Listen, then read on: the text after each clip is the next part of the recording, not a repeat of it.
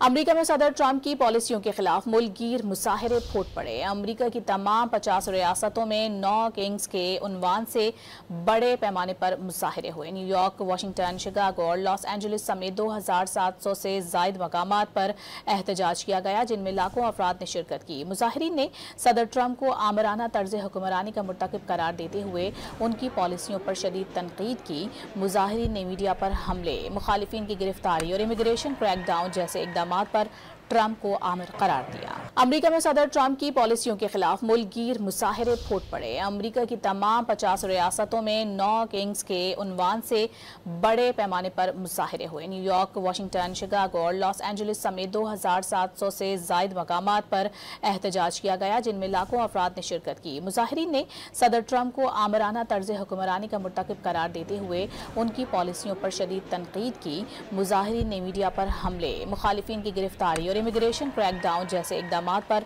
Trump को आमिर करार दिया।